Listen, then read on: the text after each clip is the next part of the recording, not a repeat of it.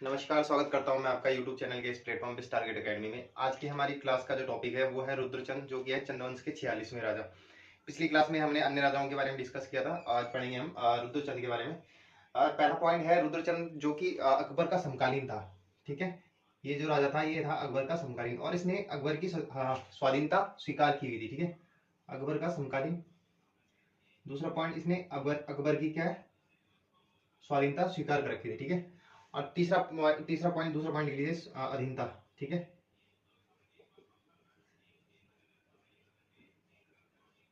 स्वीकार की थी, किसकी, अकबर की। ठीक है, तीसरा पॉइंट है कि जो कुमाऊं था, कुमाऊं का जो क्षेत्र है वो किस में दर्शाया गया था, दिल्ली सूबे में। ठीक है, यानी कि जो कुमाऊं का जो क्षेत्र था वो किसके अंडर में आता था, दिल्ली को, जो उस टाइम मुगल के पास था। ठीक है, दिल्ली सूबे में। ठीक है, और इसके टाइम पे एक, और इसने रुद्रपुर जो है वो नगर बसाया था। ठीक है, आप जानते होंगे रुद्रपुर, जो कि उधम सिंह नगर में पड़ता है। रुद्रपुर नगर की स्थापना की। ठीक है,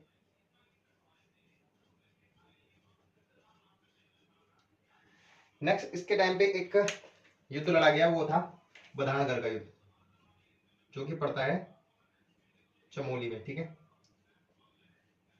इसको बधानगढ़ या इसको ग्वालदम का युद्ध भी बोलते हैं। ठीक है, बधानगढ़ या ग्वालदम का युद्ध भी बोलते हैं। ठीक है, ग्वालदम, ग्वालदम का युद्ध। ठीक है, ये लड़ा गया उस टाइम, जो इसके समकालीन था बलभद्र शाह। रुद्रचंद के समकालीन था बलभद्र शाह। रुद्रचंद वर्सेस बलभद्र शाह। ठीक है, बलभद्र शाह। इसमें जो इसका जो सेनापति होता है पुरुष पंथ, ये मारा जाता है। ठीक है, मारा जाता है। ये होता कौन है, इसका सेनापति। ठीक है, किसका, रुद्रचंद का। अच्छा, ये ग्वालदम वाली जगह मैंने बताया था, ये कहाँ पे पड़ती है, बधानगढ़ और ग्वालदम, ये चमोली में पड़ता है। ठीक है, उसके बाद इसने कुछ रचनाएं की है। ठीक है, धार्मिक शास्त्र और सैनिक शास्त्र, इस टाइप से। ठीक है, तो इसने लिखी है त्रैमाणिक, त्रैमाणिक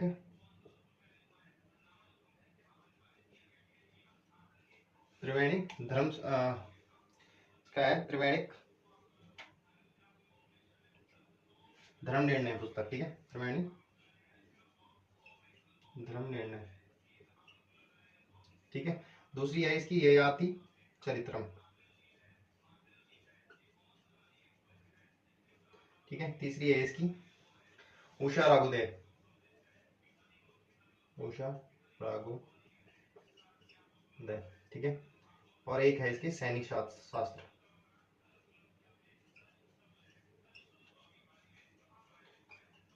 ठीक है, ये चार इसकी पुस्तकें हैं। ठीक है, त्रैमाणिक धर्म निर्णय में इसने जो ब्राह्मण है उनको उनकी मतलब उच्च ब्राह्मण, निम्न ब्राह्मण, इस तरीके से तीन जातियों में विभाजित किया हुआ है। ठीक है, उसके बाद जो ययाति चरित्र में, ये एक संस्कृत नाटक है। ये क्या है, एक संस्कृत नाटक, संस्कृत नाटक है। ठीक है, और उषा राघोदय ये एक राजनीति प्रशासन से संबंधित है।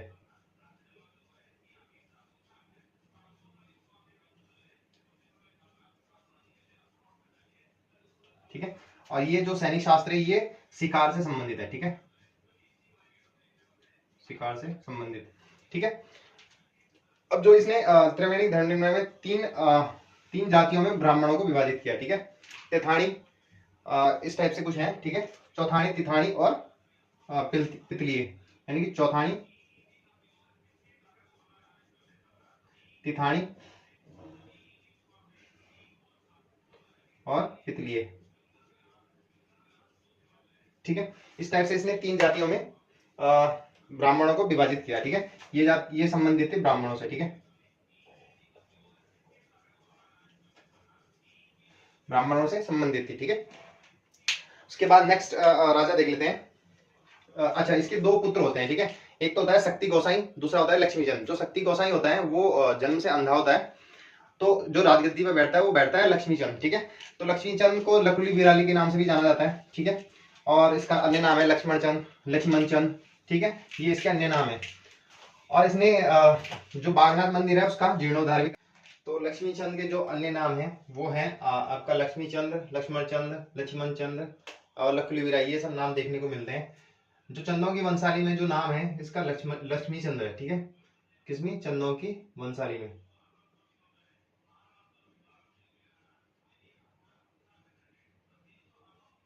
ठीक है।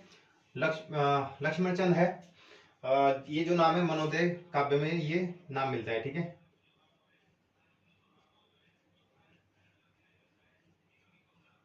उसके बाद जो लक्ष्मण चंद है ये मिलता है एक ताम्रपत्र है जिसका नाम है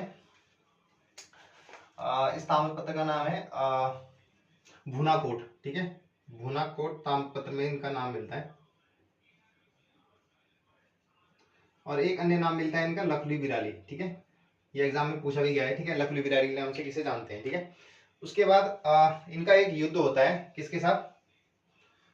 मानसा। उस टाइम जो इनके समकालीन जो राजा थे पमान वंश में वो थे मानसा, ठीक है। मानसा के साथ इनका एक क्या इनके इनके इन पे ये 7 बार आक्रमण करता है लक्ष्मीचंद, ठीक है। 7 बार इस पे आक्रमण करता है और 7 बार मानसा इसको हरा देता है, ठीक है। तो ये 8वीं बार आक्रमण करता है और जीत जाता है, ठीक है। यानी कि टोटल 8 बार आक्रमण करता है किस पर? मानसा पर, ठीक है। 8 बार आक्रमण करता है किस पर?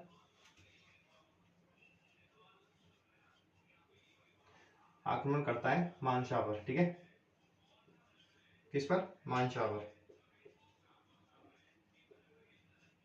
ठीक है। मानसा पर 8 बार आक्रमण करता है और 8वीं बार जीत जाता है।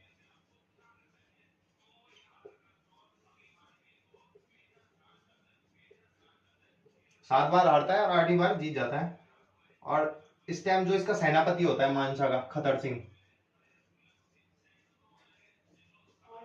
ये मारा जाता है, ठीक है।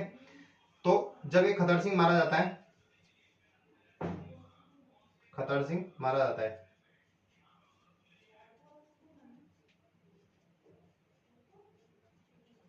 ठीक है। तो इस उपलक्ष्य में कुमाऊं में कौन सा त्योहार मनाया जाता है? खतड़ुआ त्योहार, ठीक है।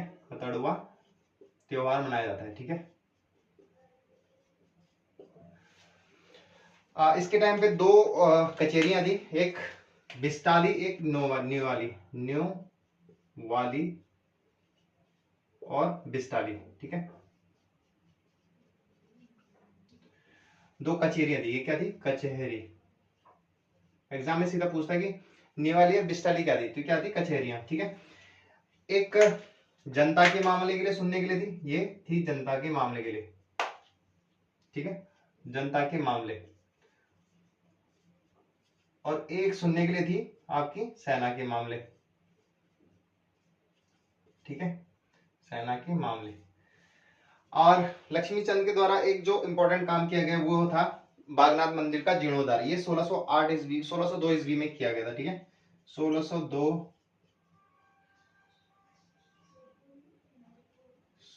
ईस्वी में बागनाथ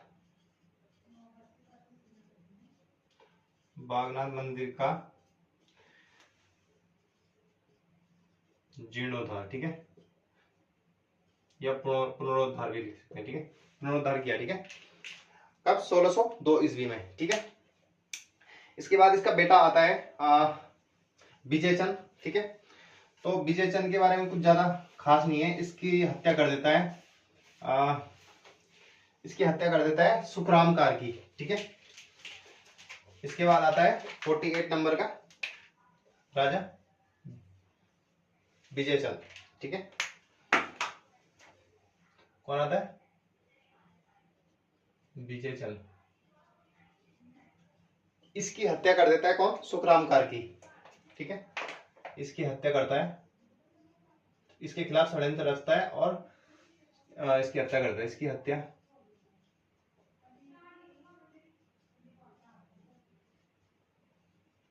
सुखराम कार्की द्वारा की जाती है। ठीक है, इसके बाद इसका बेटा आता है, वो होता है त्रिमलचंद। ठीक है,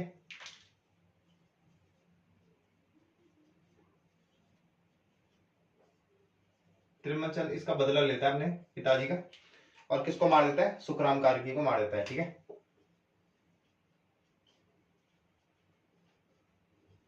देखो जो इंपॉर्टेंट पॉइंट है मैं सिर्फ वही लिखवा रहा हूँ। ठीक है, फालतू का अभी पढ़ने का टाइम नहीं है। सुखराम कार्की की हत्या कर देता है। ठीक है, कौन, त्रिमलचंद। ठीक है, और इसको महाराज कुमार कहा गया है। ठीक है, किसको, महाराज, त्रिमलचंद को महाराज कुमार। ये जानकारी कहां से मिलती है, गढ़युड़ा, गढ़युड़ा ताम्रपत्र में। ठीक है, गढ़युड़ा ताम्रपत्र में। इसके बाद इसका बेटा आता है बाज बहादुर चंद। ठीक है, इसको मैं क्लियर करता हूं। इसके बाद 50वें नंबर का राजा बाज बहादुर चंद। ठीक है, तो बाज बहादुर चंद ने जो था इसे शाहजहां से भेंट की थी। ठीक है, किससे, शाहजहां से। किससे भेंट की थी इसने, शाहजहां से भेंट की थी। ठीक है,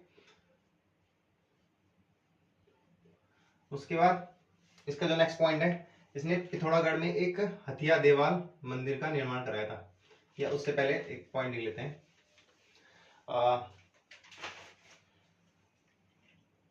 हाँ, इसने जो थी कैलाश मानसरोवर जो यात्री थे,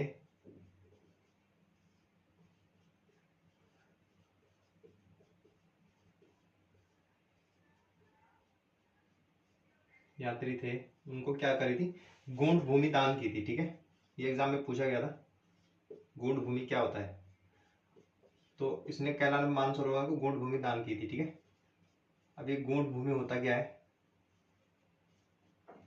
ये देख लेते हैं। जो ये गूंड भूमि होती है,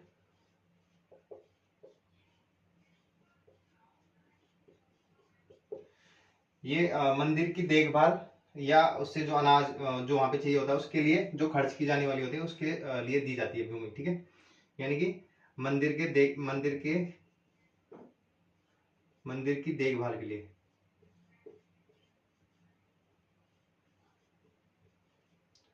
और उसमें जो अनाज खर्च होता है किसमें, मंदिर में, उसके लिए।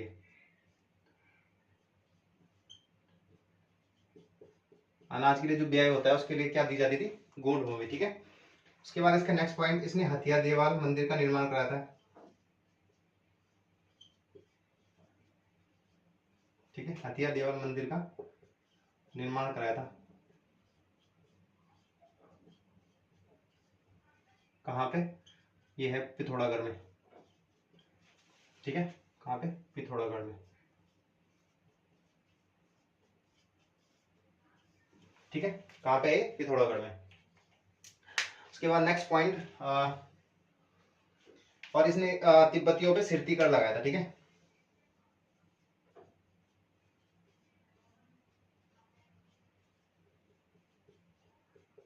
ये सिरती कर क्या होता है, नगद कर, तिब्बतियों पर सिरती कर लगाया था। एग्जाम में पूछा भी गया है कि सिरती कर क्या है, तो ये नगद कर होता था। ठीक है, यहाँ लिख लेता हूं मैं, नगद कर। ठीक है, नगद कर किस पे लगाया, लगाया था।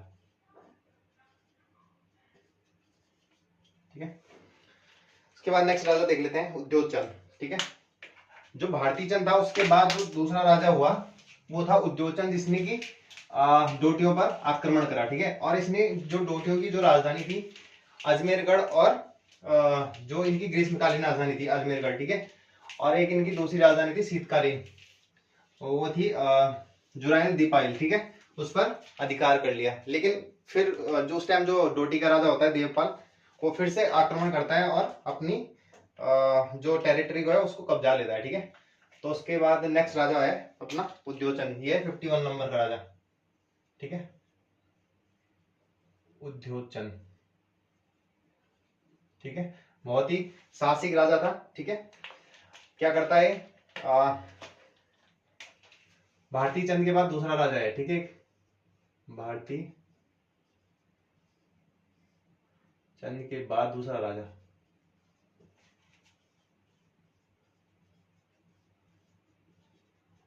ठीक है, डोटी पर आक्रमण करने वाला।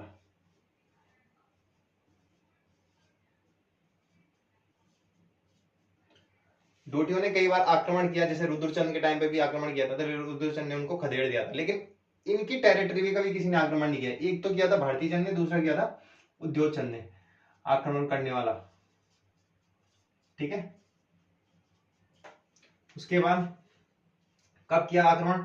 1683 में। ठीक है,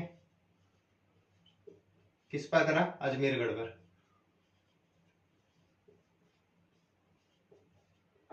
ठीक है, ग्रीस में कालीन राजधानी थी ये।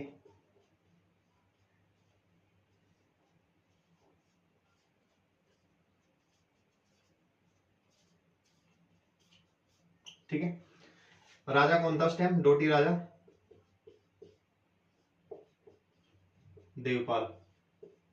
ठीक है, उस टाइम डोटी में को राजा कौन था? देवपाल। पर आक्रमण किया। ठीक है, और कब्जा भी किया। आक्रमण किया, ठीक है, और कब्जा। और इसके 5 साल बाद फिर दोबारा आक्रमण करता है, यही नहीं रुकता है। और क्या कब्जा लेता है? जुराइल दीपाइल। इसकी सॉरी, जुराइल दीपाइल बोला मैं। हाँ, जुराइल दीपाइल। ठीक है, ये क्या होती है? शीतकालीन राजधानी। कहाँ की? नेपाल की शीतकालीन राजधानी। ठीक है, जो डोटी होते थे उस टाइम बहुत ही साहसिक होते थे, जो नेपाली होते थे, लेकिन इनका आक्रमण करना आसान नहीं होता था। ठीक है, कब्जा लेता है। ठीक है, उसके बाद लेकिन जुराइल दीपाइल पर फिर आक्रमण करता है कौन? देवपाल वापस से अपनी टेरिटरी को कब्जा लेता है। ठीक है, इसके बाद नेक्स्ट राजा आता है ज्ञानचंद। ठीक है, ये ज्ञानचंद कहाँ आक्रमण करता है? गढ़वाल में। ठीक है, उस टाइम शासक होता है फतेहपति शाह। ठीक है, कौन होता है शासक? फतेहपति शाह। और क्या लूट के ले जाता है? नंदा देवी की मूर्ति बधानगढ़ से, यानी कि नंदा देवी की मूर्ति ले जाता है, जो कि चमोली में पड़ता है। ठीक है, इसके बाद नेक्स्ट राजा हो गया आपका ज्ञानचंद।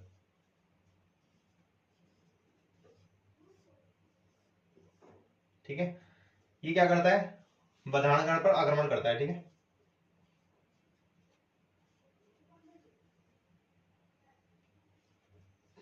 बधानगढ़ पर आक्रमण करता है।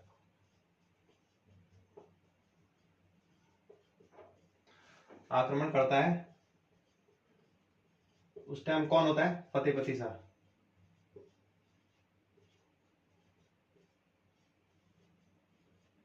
ठीक है, और क्या ले जाते हैं? नंदा देवी की मूर्ति, नंदा देवी के मंदिर से देवी की मूर्ति ले जाकर स्थापित कर देता है अल्मोड़ा में। ठीक है, जो अब नहीं है। ठीक है, नंदा देवी की मूर्ति कहाँ ले जाता है? अल्मोड़ा में। ठीक है, और वहीं स्थापित कर देता है। उसके बाद नेक्स्ट इसका लड़का आता है ज्ञानचंद। ठीक है, और ज्ञानचंद का शासनकाल बहुत इंपॉर्टेंट है। ठीक है, तो ज्ञानचंद कह रहा हूं, जगत चंद। ठीक है, इसके बाद इसका बच्चा आता है जगत चंद। ठीक है, अब जगत चंद ने क्या करा?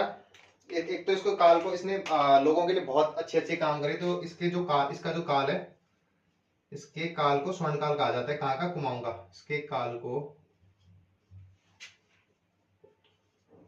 चंद्रवंश का स्वर्ण काल कहा जाता है। ठीक है, कुमाऊं का स्वर्ण काल, इसके काल को कुमाऊं का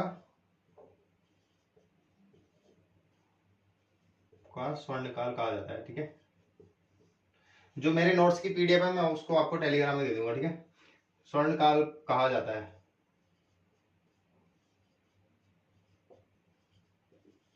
इसने क्या करा? जो फतेहपता श्रीनगर में इसने पहले कुछ टेरिट कब्जाया, पुलिस आ गई, उसके बाद डायरेक्ट इसने सर पर आक्रमण कर दिया। ठीक है, श्रीनगर पर आक्रमण कर उस टाइम कर लिया। हालांकि उसके बाद फतेहपति शाह ने वापस अपना ले लिया था राज्य।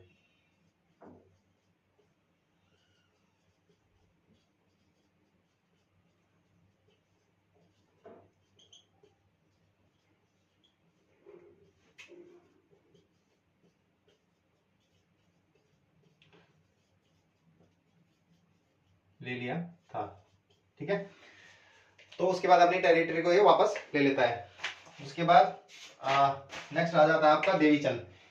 ये चंद वही है जो अपना, जैसे अपने वंश का कौन राजा था, मोहम्मद तुगलक, ठीक है, तुगलक वंश का, मुगल वंश का कह रहा हूं मैं, दिल्ली सल्तनत का एक राजा था मोहम्मद तुगलक, जो कि बहुत जो कि मतलब काफी पढ़ा लिखा था, लेकिन उसके काम ऐसे ही थे, ठीक है।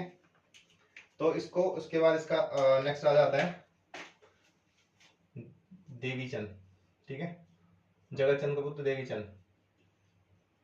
अब देवीचंद क्या था, इसको बोलते हैं एक तो विक्रमादित्य, यानी कि किसका, चंद वंश का विक्रमादित्य, ठीक है, या इसको बोलते हैं कुमाऊं का राजा विक्रमादित्य, ठीक है,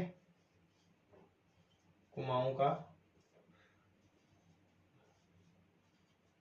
राजा विक्रमादित्य, ठीक है। और इसको बोलते हैं दिल्ली सल्तनत का मोहम्मद तुगलक, या कुमाऊं का मोहम्मद तुगलक, सॉरी, दिल्ली सल्तनत का नहीं, कुमाऊं का मोहम्मद तुगलक, ठीक है। इसको विक्रमादित्य क्यों बोलते थे, क्योंकि जो इसके मंत्री लोग थे ये इसको चढ़ा के रखते थे कि आप दानी हैं, ठीक है, आप साहसी हैं, आप हरिश्चंद्र हैं, मतलब आप सत्यवादी हैं, और इसके सारा जो धन था वो सब लूट लेते हैं, ठीक है। तो ये कहानी है, इसलिए इसको क्या बोलते हैं, कुमाऊं का राजा विक्रमादित्य। उसके बाद इसका लड़का आता है अजीत चंद, जो कि इतना इंपॉर्टेंट नहीं है। उसके बाद नेक्स्ट कल्याण चंद देख लेते हैं। अब इसके बाद आता है कल्याण चंद, ठीक है। तो कल्याण चंद के बारे में जो पॉइंट इंपॉर्टेंट है, एक तो इसने चौमहल का निर्माण कराया था, ठीक है, और इसके टाइम पे कल्याण चंद्रोदय लिखी थी कवि शिव ने, ठीक है, क्या नाम था, कवि शिव, ठीक है। उसके बाद इसके टाइम पे जो सबसे इंपॉर्टेंट पॉइंट है वो है रोहिल्लाओं का आक्रमण। अब जो रोहिल्ला आक्रमण करते हैं, सबसे पहले कुमाऊं में आक्रमण करते हैं, ठीक है, ये भाग के गैरसैंण चला जाता है, ठीक है, और गैरसैंण में भी फिर ये क्या करते हैं, अटैक करते हैं, कौन, रोहिल्ला। यहाँ पे इस टाइम जो परमार वंश का जो राजा था वो कौन था, प्रदीप शाह, ठीक है, कौन था, प्रदीप शाह। अब प्रदीप शाह क्या करता है, ये जो रोहिल्ला है ये क्या करते हैं, प्रदीप शाह को चेतावनी देते हैं कि हम श्रीनगर पे भी कब्जा कर देंगे, ठीक है, कहाँ पे कब्जा कर देंगे, श्रीनगर पे। तो ये डर के मारे ये क्या कहता है कि जो ये अपना कल्याण चंद होता है, ये इसको 3 लाख रुपए देता है, ठीक है, ठीक है, 3 लाख रुपए देता है, और बोलता है कि तुम रोहिल्लाओं से क्या कर लो, संधि कर लो, तो ठीक है। तो ये क्या करता है, रोहिल्लाओं से संधि कर लेता है और बात यही खत्म हो जाती है, ठीक है। तो रोहिल्ला